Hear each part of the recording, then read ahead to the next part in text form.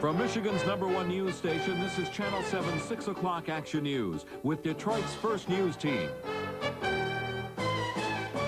He's one of the great ones. You know, there have been people who've made contributions in the state, and I think he's one of those that is great and is also good. And he is at the core someone without guile. He never pretended to be something he's not. He pretended only to be what he wanted to be, and that is a good person helping others. Tonight, friend and foe agree on one thing. Former Michigan Governor George Romney dedicated his life to the people of Michigan, and what a life it was. Our top story tonight, the passing of a Michigan legend. Good evening, I'm Guy Gordon.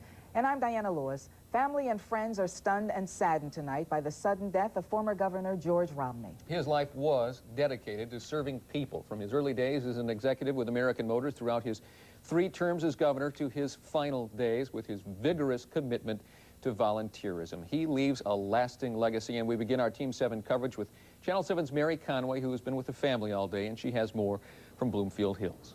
Mary? Guy, family members have been coming and going throughout the afternoon as they've been finalizing those arrangements. Mr. Romney lived most of his 88 years in the public eye, and today his family members were gracious enough to speak with us about his life. He was so wonderful. I would love to have lived every day that I've had with him over again. And I lived with him for 64 years. We were married for 64 years. George Romney was called the patriarch of the Michigan Republican Party. But according to his wife, more importantly, he was the patriarch of this family, dedicated to his 4 children, 23 grandchildren, and 33 great-grandchildren. One of the things that always impressed me about Dad is the tremendous integrity that he displayed, and everybody that ever dealt with him was a witness to his integrity.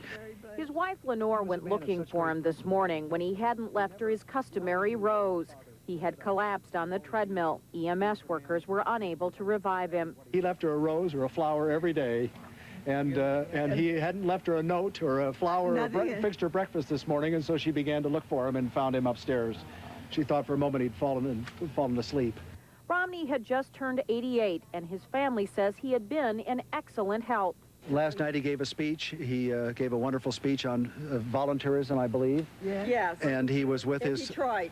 Janet here knows where it was exactly. And he was at Sunday. He was making food for some of his grandchildren and having a wonderful time. Great grandchildren. And Monday night with your family. Monday night he was with my family. He's had excellent health and been in excellent health until the second of his passing.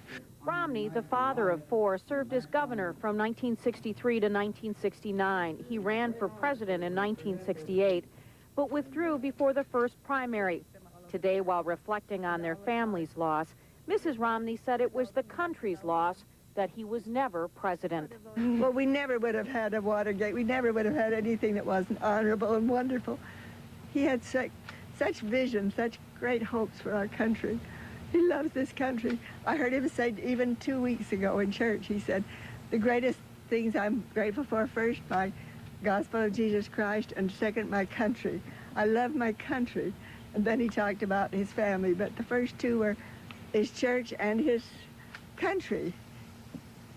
He would have been oh, well, I can't say that. He would have done noble, wonderful things.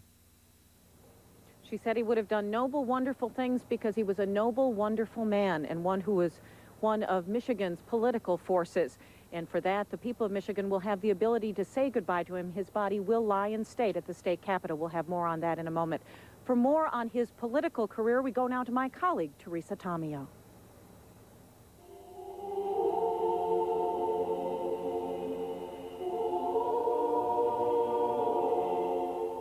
Flags flying at half-staff, just one of the signs Michigan is mourning the loss of a man who made a difference. His loss just takes this vital soul out of our state. Governor Engler says he will never forget the words of advice George Romney gave him when he first took office back in January of 1991. He says George Romney used 2 very simple words. He told him, be bold. For Michigan, it means that we lose this senior statesman, a visionary, but we also lose somebody who was still working to bring people together. Governor John Engler's eyes were red. His voice choked from time to time as he talked about George Romney. Engler and others say Romney will be remembered for his push to help people through volunteerism. his politics, and for his power to change the role of the Republican Party in Michigan. Probably the modern Constitution and reforming the structure of government in a way that was, I think, more efficient, more effective. I certainly felt that way as governor, that we had a more modern system than other states. And political analyst Bill Ballinger says Romney paved the way for future GOP leaders. Back to the early and mid-60s when the Democratic Party was in ascendancy in Michigan and the Republicans were flat on their back. In 1966, they were decimated, and George Romney brought them back with a tremendous victory at the top of the ticket. And Michigan natives say he was a political personality they've been watching for decades. I thought he was always a dedicated individual and concerned about Michigan and its citizens, and I'm really sorry to hear that he passed away. I think society is going to really miss him because I feel that he was a good man.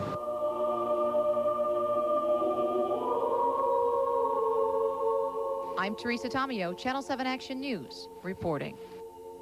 We should all have his zest for living, that's certain. From the nation's capital, these comments on the former governor's life and death from Senator Spence Abraham. He will be remembered as one of Michigan's greatest citizens, a leader in government, business, and volunteerism. And from Senator Carl Levin, his candor and independence were notable and admirable. Dinah? It's been said one person can make a difference. George Romney was that kind of person. He changed state government, persuaded presidents, and tried to make life better for you and me. He was also one who never hid his feelings. Channel 7's Jim Harrington knows that firsthand. He covered the governor for years, and Jim joins us now with more. Jim? He was somewhat of a political enigma, and he was indeed. He was hardworking, dedicated, and honest. He was decisive, and many feel one of Michigan's strongest governors. But he often had difficulty getting programs passed, getting things done when he wanted them. The former chairman of American Motors was still, in his mind, chairman, only now the company was the state, and he viewed all of us, news, media, and legislators included, as hired hands. Legislators, news people, don't see it that way. He had a tough time dealing with that. He was also very outspoken, and sometimes that got him in trouble. Did I say outspoken? Well, this was 1984 when he supported Jack Losmer for the Senate. He didn't like fellow Republican Congressman Jim Dunn. It's been a demagogue, and he's been a braggart, and he's also been a saboteur. If he should happen to win, I will not vote for him in November. 16 years earlier, an equally feisty Romney on the campaign trail talking about then President Lyndon Johnson. I really don't think he understands how this economy ticks, and I really don't think he realizes that you can't continue to have an administration and a Democratic Party dominated by the leaders of one special interest group and straighten out the problems of this country. George Romney rode onto Michigan's political landscape in the early 60s, creating Citizens for Michigan, then ramrodding a constitutional convention through that rewrote the state's constitution. In 1966, he was elected governor. A year later, crises. Detroit was in flames as the country's worst riot raged through the city. The governor called out the National Guard. He came to town, took one look, saw he needed federal troops, swallowed hard, and asked President Johnson for help. This telegram has been sent to the President of the United States. With further reference to present Detroit problem covered in my earlier telegram to the Attorney General. As Governor of the state of Michigan, I do hereby officially request the immediate deployment of federal troops into Michigan to assist state and local authorities in reestablishing law and order in the city of Detroit. Eventually, the troops came, but years later, an angry Romney charged LBJ with delaying until he, Romney, begged for help. The reason? Johnson expected Romney to be a Republican presidential candidate, wanted him looking weak and unable to deal with the crises. Well, a year later, George Romney was a presidential candidate, but an ill-fated comment on Lou Gordon's local talk show ended all of that. Well, you know, when I came back from Vietnam, I just had the greatest brainwashing that anybody can get. When you by the general? When you go over to Vietnam, well, not only by the generals, but also by the diplomatic corps over there. And they do a very thorough job. A couple of decades later, he stood on what he said. And by now, a majority of Americans believed George Romney was right. The reason I use the term brainwash is because when I went over there in '65, Westmoreland and Lodge just simply told us things that were not true. And also McNamara, Bob McNamara, Secretary of Defense, had been saying that we were going to have the troops home as early It's Christmas 1963. Well, here it was 1967, and the situation was worse than it was in 63.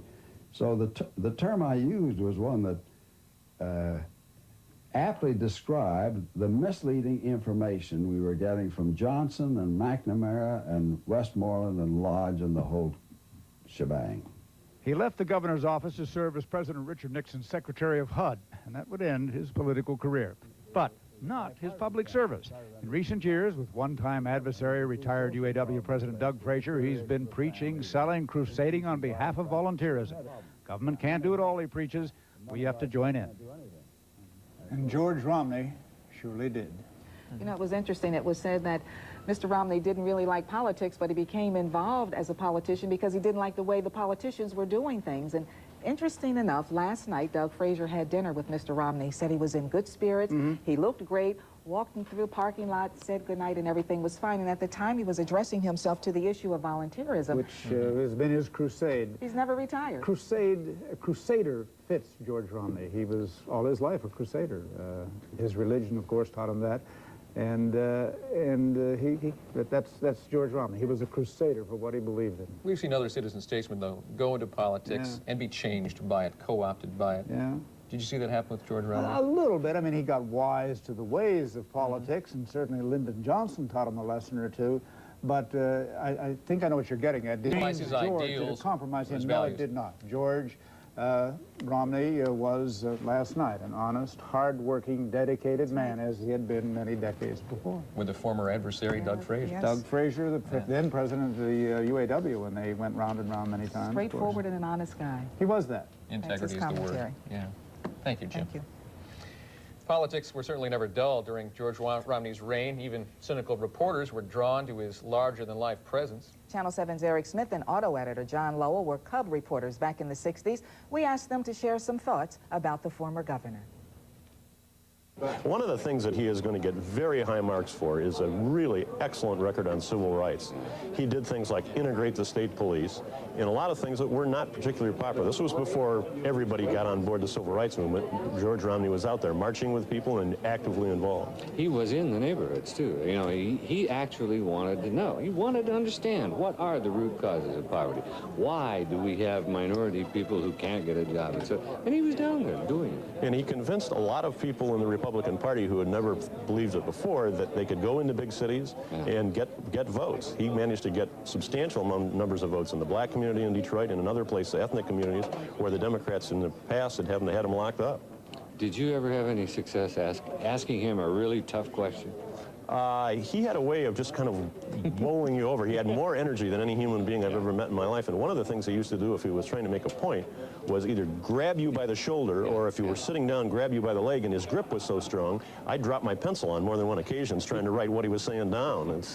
I remember waiting in ambush, if you will, a couple times for him with the really mean, tough question that you had to get an answer to. And he'd come out invariably out from the meeting and would crack that trademark smile with that glowing silver mane and come up to you and go, well, how are you today? You look good. And you were dead. You couldn't be mean with the man. I can recall when I was, as I say, political writer for the News, I was the person assigned to tell George Romney that the Detroit News was not going to endorse him for president. Ooh. And he looked me square in the eye, and it was startling news at the time, looked me in the eye and said, who cares? Turned around and walked away. I love it. Which the editor of the News then thought was expecting something much more than that. Yeah, who cares? Who cares? And away he went. Other than the blunder on the Vietnam comment, which turned out to be really kind of prophetic. It wasn't a blunder at all. But Romney was fond of saying it's not smart to be too far, to be right too soon. That was the thing. Yeah. His explanation for a lot of what happened to him was, I was right too early. Yeah, and he was. You can pay your respects to George Romney at a public viewing at the state capitol this Saturday from 2 to 5 p.m. Funeral services are set for 1 o'clock Monday afternoon. The family is asking that any cards be sent to the Church of Jesus Christ of Latter-day Saints, 425 North Woodward, Bloomfield Hills, 48304. George Romney was 88 years old. He died this morning from natural causes. He was a real Michigan legend.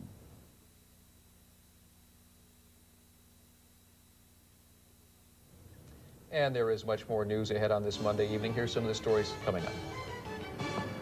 This is Mike Holfeld. Unbelievable story unfolding in Farmington Hills. A rare animal, a Japanese fighting dog, mauls a 14-year-old boy. We'll have the latest on that story coming up. And you will be shocked when you find out what investigators discovered in those healthy pre-cut salads and bags. That story just ahead. And I'm Don Shane. The NBA players will get a chance to vote on their union. I'll explain that to you. And there was a big press conference in New York today for a heavyweight fight. It started raining and it got real crazy. We'll show you that as well when Channel 7's Action News 6 p.m. continues. And I'm Jim Madaus. Warm, humid conditions in the Detroit area once again. That means more storms in the area. We'll look at radar. It's 77 degrees currently in the city. Then we'll be right back. Channel 7 and the Wellness Plan salute the brightest and best of 1995. The sun is shining on your future. Keep on standing tall. You've got determination, and you can have it all. So make a promise to share your dreams. Help the world some way. 'Cause the rest of your life can shine as bright as the way you feel today. You are the best, the brightest and best. Try to remember as the days go past. You're the brightest and best. Channel 7 and the Wellness Plan are proud to recognize the achievement of academic excellence. Do you on death row for mauling a 14-year-old boy in Farmington Hills? He's hospitalized with a number of nasty bite wounds and a fractured arm. Natasha is a rare breed known as a Tosa, or Japanese fighting dog. Neighbors lived in fear because of previous attacks. But tonight, Channel 7's Mike Holfeld reports this mauling will be the last. These dogs could eat a kid, I'm telling you. I mean, they're really big dogs. This is the dog that launched the split-second attack on 14-year-old Antonio Pinero this morning. We're told he'd been staying here with relatives since December and was comfortable with the dogs. What happened? Well, neighbors say the dog, an exotic Japanese breed known as a Tosa, tried to come barreling out of the front window of this house on Hancock Street. The dog was like trying to get out the window. He was hollering, you know, I mean, like he was hurt. They got a few dogs there. They're big dogs. And then the Farmington Hills EMS, the fire truck, 3 police cars, I think, they all showed up. Neighbors had no idea of the violence that erupted inside the house this morning. But frankly, everyone seemed intimidated by the animals. This is enough. I'm sick of it. I have 2 little girls that I care about, and I take good care of my children. I do not want to see any children, not alone mine, get anything happen to them because of animals. I don't know why anybody would want dogs like this. It just kind of blows my mind. I mean, these dogs are really mean. This is my son's dog. Right. They busted a hole in the fence and charged over there and jumped him one day and just chewed him all up. We had to take him to the vet and get him sewed up. Dogs, 2 of them came over there, were going to jump my dog, and I hollered at them, and so instead they jumped me, bit me right here on the leg, tore my pant leg off. And, you know, I mean, geez, I don't like to cause trouble for the guy, but there is kind of a line you have to draw, you know.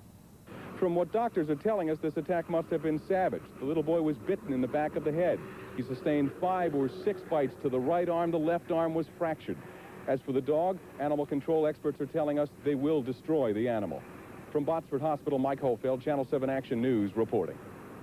Congresswoman Barbara Rose Collins discriminated against a staffer because she feared he had the AIDS virus. That's according to a ruling by the Office of Fair Employment Practice in Washington. Former Collins staffer Bruce Taylor was fired last year, shortly after his partner died of AIDS. Collins is appealing the judgment. Mother Waddles has asked a federal court to keep a car donation program from using her name. Attorneys for her mission claim that car lot operators have withheld money they were supposed to pass on to the charity. They are asking for a full audit of the operation and no longer want her name used for solicitations. The lot's operators claim they have fulfilled their contract. And one of the state's most powerful agencies will be split. Governor Engler plans to divide the Department of Natural Resources into 2 divisions, one to manage environmental issues, the other to enforce hunting and fishing regulations. The new department, called the Department of Environmental Quality, would be responsible for air and water protection. It would be responsible to the governor, not the Natural Resources Commission. The scaled-back DNR would oversee the state's 99 parks and hunting and fishing permits. Critics charge the move will lessen the state's watchdog role in protecting the environment. Guy? They are the most popular new convenience foods. Perhaps you've used them, those healthy salads, all pre-cut and washed in a nice plastic bag. But here's something that may shock you. They contain an ingredient you'd never expect, lots and lots of germs. And Channel 7's Val Clark shows us now what we have to be on the lookout for. Perhaps they're too convenient? That's part of it, Guy. There is some good news. The bacteria is not deadly. Now, they're advertised as being neat, sweet, and ready to eat. And that's true. However, if these products are not handled, sold, and then eaten properly, they could make you sick. So why is their popularity going through the roof? Shoppers say that's the easy part. They just more or less convenience. Okay. We're just lazy. According to a study paid for by the New York Times, some pre-cut vegetables in plastic bags have bacteria counts in the millions. Now, although the most dangerous kinds of food germs were not found, high levels which were present can cause health problems if certain precautions are not taken. The first thing you should do is look for products with use-by date labels. Today we found many were labeled, but some, like this one, were not. So, don't buy packages without a date label, and don't buy them if their date has passed. So you keep a close eye on that? Oh, yeah. Will you buy it if it's past the date? No. Now, aside from the don'ts you should observe in the store, there are a number of things you should do once you get these salads and vegetables home.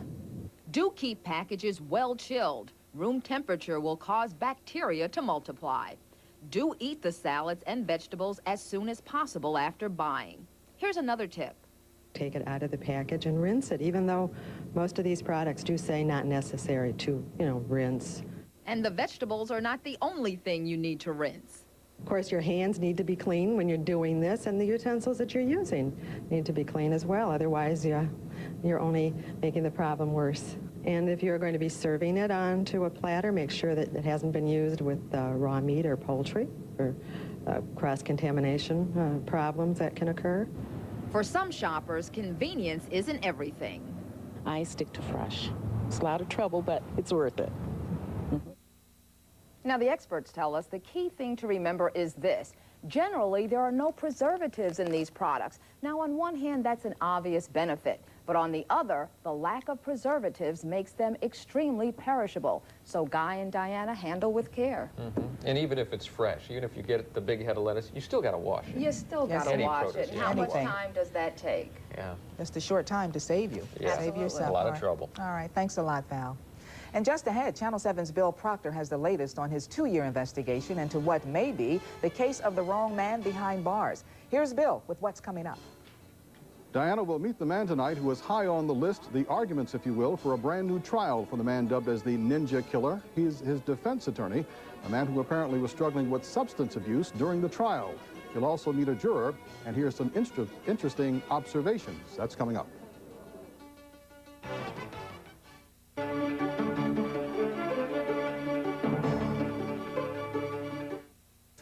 Based on speculation, not facts, not evidence. This is a case haunted by disturbing questions, among them a defense attorney struggling with his own drug problems in the middle of one of the most difficult trials of his career. It took jurors several days and many votes before they reached a guilty verdict that even now some of them question. Channel 7's Bill Proctor is here now with more on his close-up look in the case of the Ninja murder. Bill? They have a laundry list of reasons they'd like to have a new trial. Some, though, just maybe miscalculations. Frederick Freeman apparently never took the stand in his own defense, something the defense attorney, in retrospect, now says just may have been a strategic mistake. Jurors also say that hearing from the accused could have made a difference in a murder trial that ended with those 12 all-important men and women so close it could have gone either way. At least 6 right away felt he was innocent, and 6 thought he was guilty. And the domineering people on that jury were able to convince the others. Ultimately, they came back guilty. And I was, in all honesty, surprised. Defense attorney David Dean thought he had won acquittal for his client, Fred Freeman. The charge was murder after the very public shotgun slaying of Scott Macklem on the campus of St. Clair Community College in November of 1986. Police insisted Freeman killed Macklem to take back control of Macklem's pregnant fiancée, Crystal Merrill. It was Crystal's testimony that pointed to Freeman as a karate-crazed ninja killer who could control the minds and bodies of women. She was very convincing to the jury that she was controlled, her mind was controlled. It was like something out of a bad movie. I mean, there were ninja stories and you know, secret rendezvous at the waterside and jumping out of trees. I mean, it was insanity. But late in the trial, prosecutor Robert Cleland swayed most of the jurors with a very simple but detailed explanation of an important point.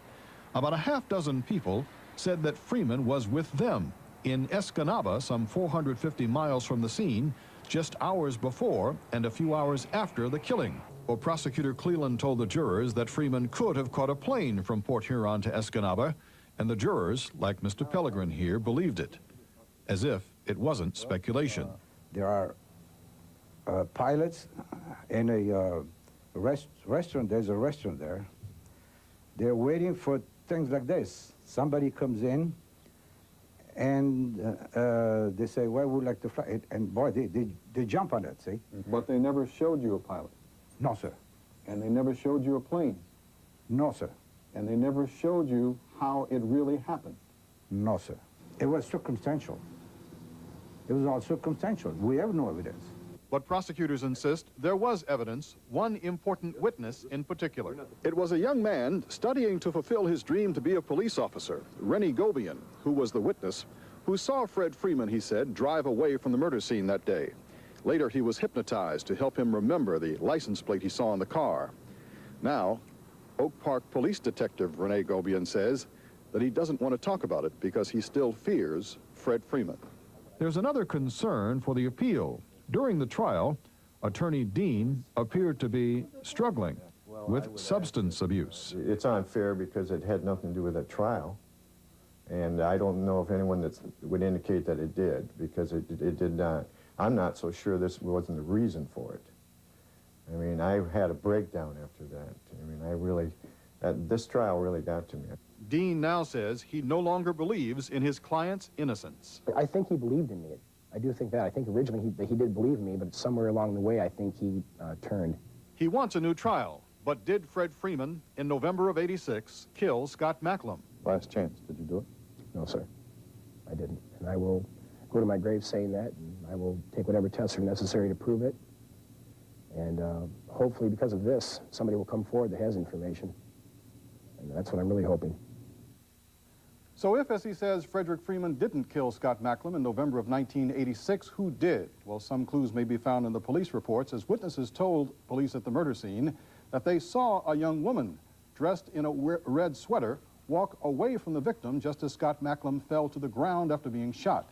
At least 3 vehicles left the parking lot within seconds of that shooting, but police focused on just one man from the very beginning.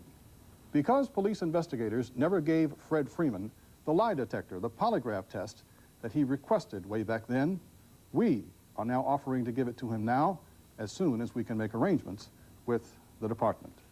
We should mention at this point that we requested the help of the victim's family, the Macklem family, another several people, a long list of people that were a part of this overall picture. At this point, they determined that they should decline and wait until the next step takes place. And we should point out, too, that Freeman has agreed to accept that polygraph test, and he's eager to do it. He is, and he will. All right. We'll look forward to that, Bill. Thank you. Thank you very much, Bill. And there's more news ahead. Here's some of the stories we're working on. Activists speak out about care for retarded people in the wake of a murder-suicide in Allen Park. I'm Mike Huckman, and I'll have that story coming up next. I'm Jim Madaus. We still have showers in the area. We'll look at Doppler radar, and I'll bring you the complete forecast. That's still to come here on 7.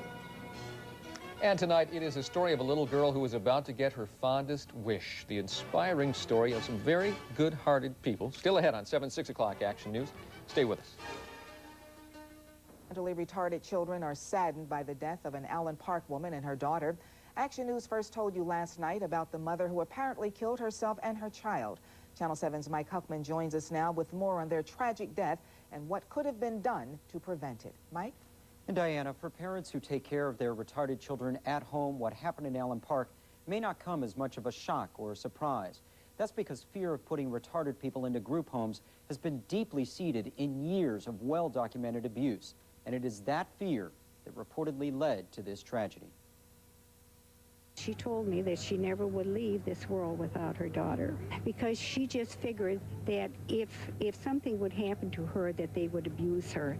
73-year-old Arlene Lavoie made no secret of her plan to someday kill herself and her 48-year-old mentally retarded daughter, Nancy.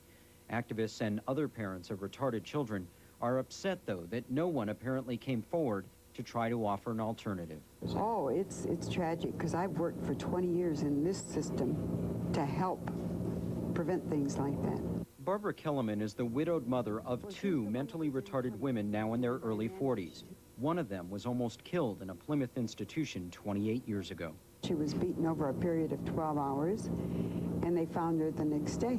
That daughter is now in a government group home downriver. The other daughter, Nancy, lives in a private group home and is a student of this Association for Retired Citizens program to teach basic job and living skills.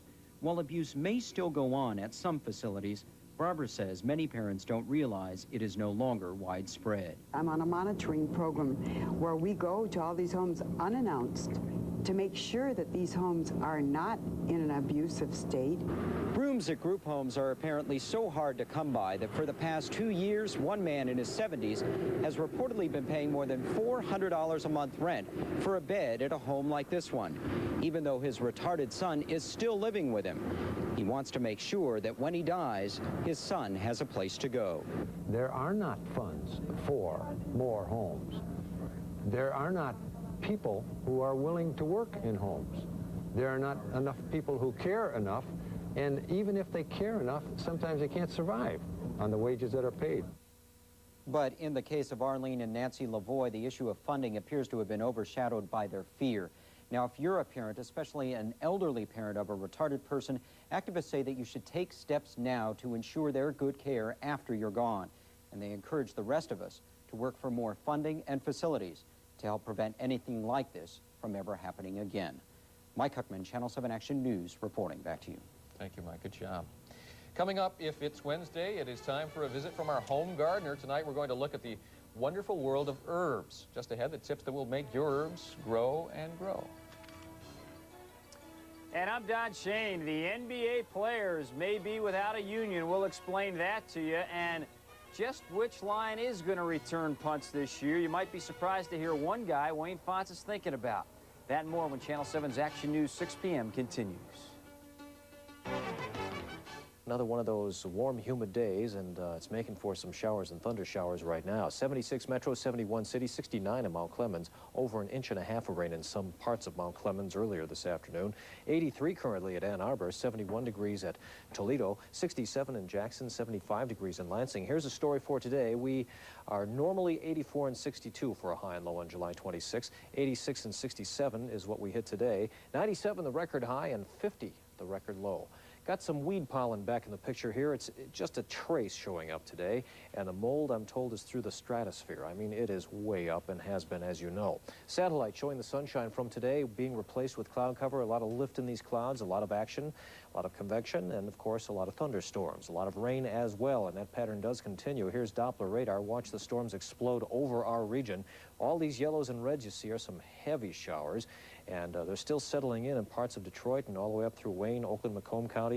Some light rain falling down around the Toledo area, and some lightning strikes. About 20 minutes or so ago, we had 30 strikes in 30 minutes, so we had a lot of electricity, especially in Monroe County on this particular picture.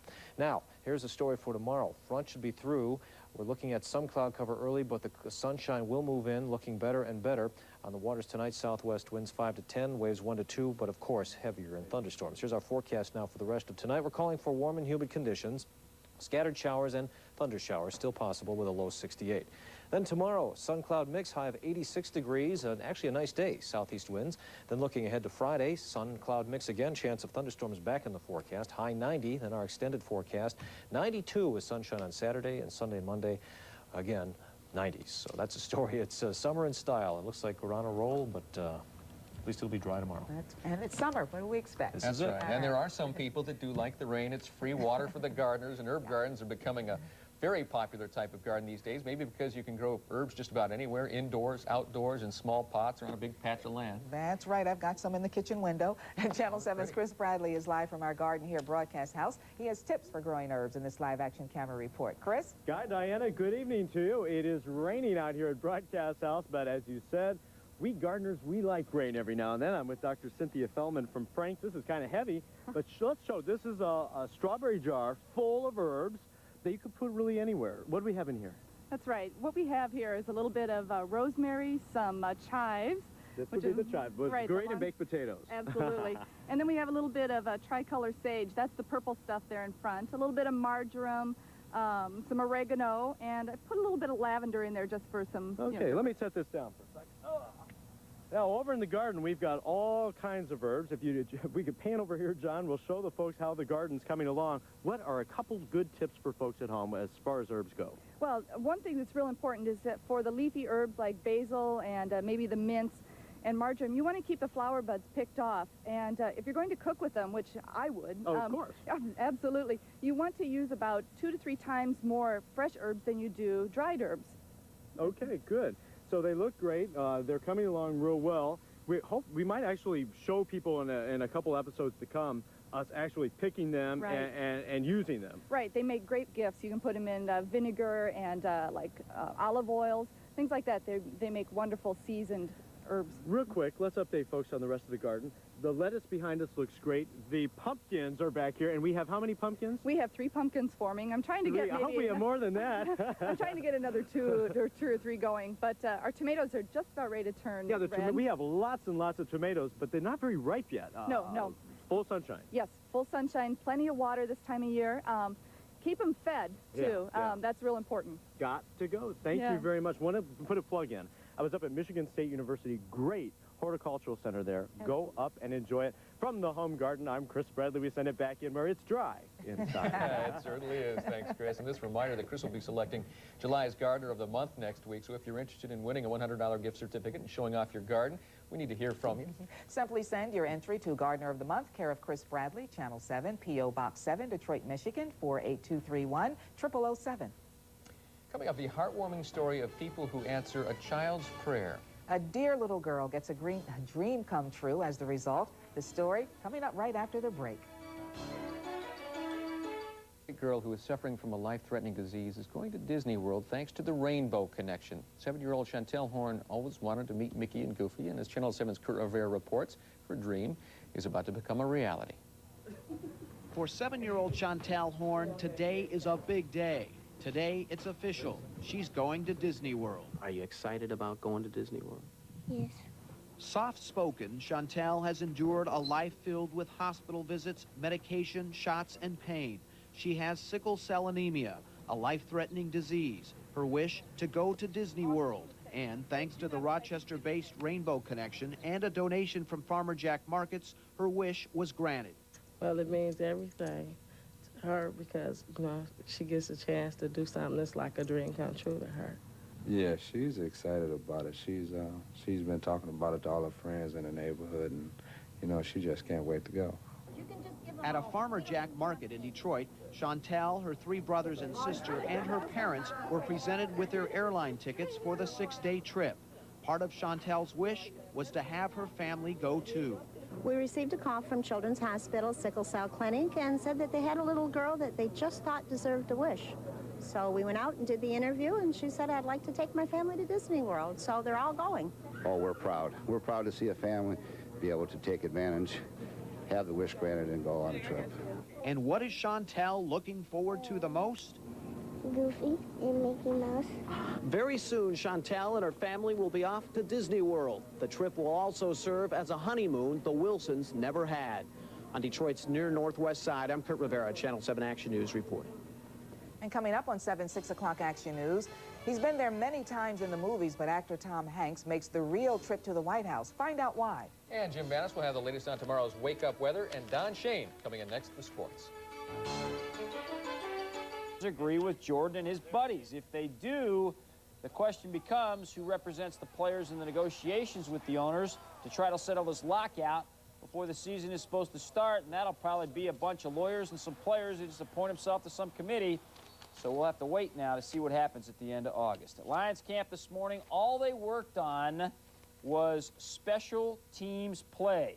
They have got to find somebody to replace Mel Gray. And as Jay Berry tells us, you might be a little surprised to learn one guy they are considering. Mel Gray turns on the Jets. A blazing start, quickness, and the speed to run away from the opposition. But when Mel Gray ran to a better offer after last season, he left new special teams coach Frank Novak and Fonts looking for a replacement. Life goes on. That's the way it is in the National Football League. So we're moving on with Johnny Morton. We're moving on with AC. We're moving on with Brett Perriman and Clay and all those other guys. And maybe we won't do it quite as well as he did, but you never know. Somebody will surprise us this year. Someone like Barry Sanders? Fonts has mentioned him as a possible fill-in. He hasn't mentioned anything to me, so. They said they wouldn't kick you out of the huddle, though, if you want to do it. I mean, I've done my share of returning punts and kickoffs. You know, so. Translated, anything is possible, but don't count on it. When approached, Brett Perriman says some extra money would go a long way to convincing him to take one or both jobs. Nothing personal, just business. Do you charge more for kickoffs, or might it be the punts that bring more money for you? Punts. I think I charge more for punts. 20% more because I'm tired and got to go in the game right behind that, so it's more for punts. The special team situation is just another indication of how important Mel Gray's contributions have been for this team over the years. It looks like if he's going to be replaced, it'll have to be by committee. At the Silverdome, Jay Berry, Channel 7 Sports.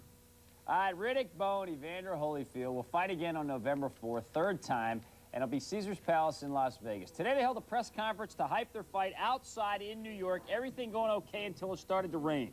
Umbrellas came up, people scattered, but none of that bothered Bowe's manager, Rock Newman. He kept right on talking. Bowe Holyfield, it's such a terribly exciting event. The thunder is beginning to clap. The lightning is beginning to shine. The rain is beginning to come.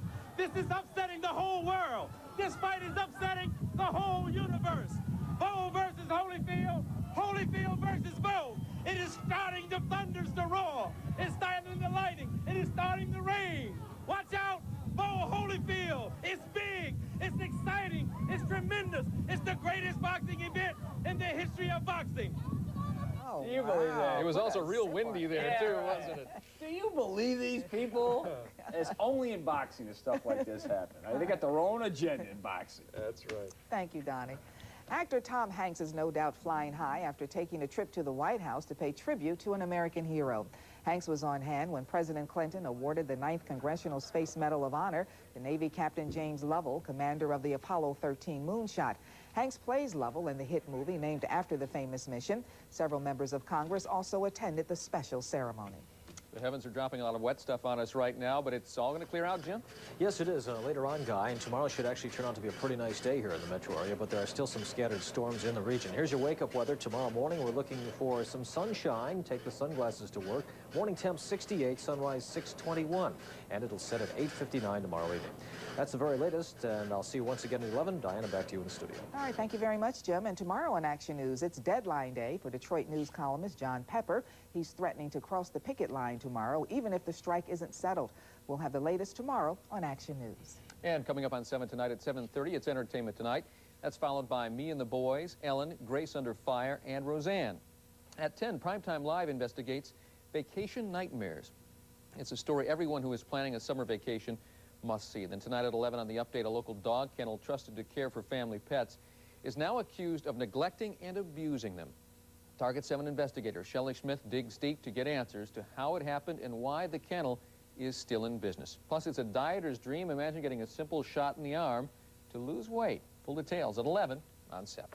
I still say get out and take a walk and That's lose right. weight. And that's our 6 o'clock Action News. Join us again tonight for Channel 7's Action News Update at 11. Thanks for joining us. And coming up, ABC World News Tonight here on WXYZ Channel 7 Detroit. But first, a Channel 7 editorial. Good evening.